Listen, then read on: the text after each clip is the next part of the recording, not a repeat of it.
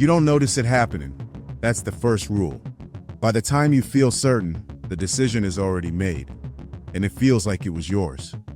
Pause. Your mind is not a neutral space. It is a system, layered, adaptive, quietly persuasive. It filters reality before you ever see it, trims uncertainty into comfort, and fills the gaps with stories that feel complete. Most of the time this works, until it doesn't. Because the same mechanisms that protect you from overload also protect assumptions from scrutiny. We're taught to look for influence outside ourselves: advertising, media, authority.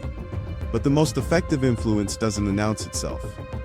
It doesn't argue, it agrees with you. It feels like intuition, like common sense, like something you arrived at on your own. Consider how often your mind explains things after the fact. A choice is made, then a reason appears. The explanation feels solid, logical, but it arrives second. This isn't a flaw, it's a design feature. Your brain is optimized for speed, not truth. Certainty, not completeness. It rewards coherence, even when the picture is incomplete. And once coherence is achieved, the system relaxes. Here's where it gets uncomfortable. Once a belief settles in, the mind doesn't test it, it protects it. Contradictions aren't evaluated, they're filtered. Missing context isn't noticed, it's replaced. Inconsistencies are smoothed over, quietly, automatically. Over time, the story becomes cleaner, more efficient, and harder to question. Pause. This is how patterns persist long after their usefulness expires. Not because they're correct, but because they're familiar.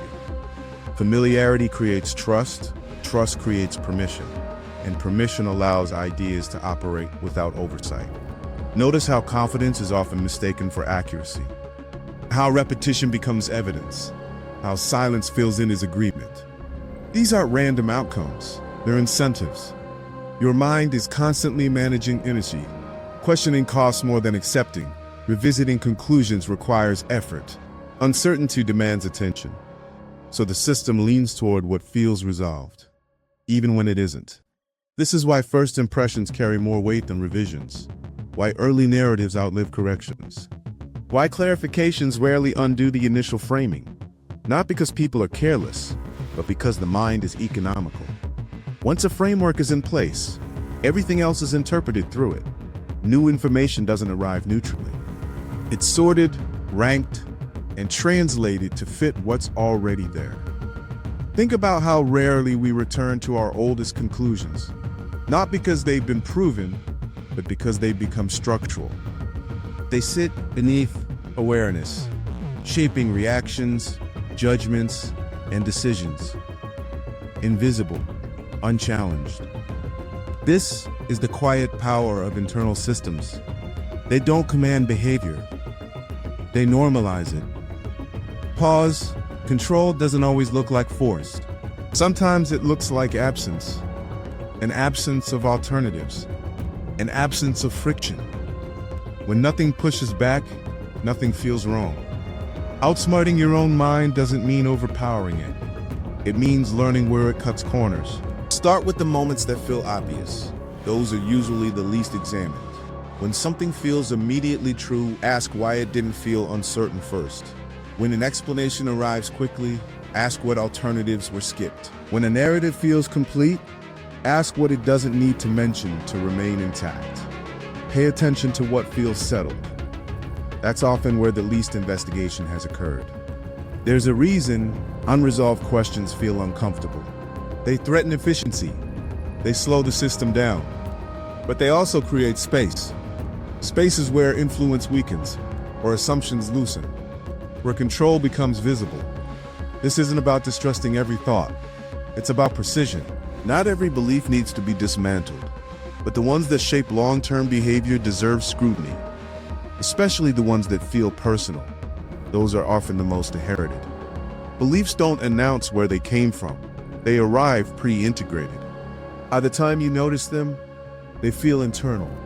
And that's the point. Pause. The mind prefers closure, but growth lives in tension. Outsmarting your own mind isn't a single realization. It's a practice of interruption, a habit of slowing the moment where certainty locks in, not to reject meaning, but to see how it's constructed. Because once you can see the system, it loses its invisibility. And when influence becomes visible, choice becomes possible. The question isn't whether your mind is shaping your reality. It always is. The question is how much of that shaping you're willing to examine. Sit with that. If this raised more questions than answers, that's intentional. Notice which parts felt familiar. Notice which parts felt resistant. That resistance is information. Carry this conversation beyond the screen. Discuss it. Question it. Test it. Because the most powerful systems don't change when they're attacked. They change when they're seen.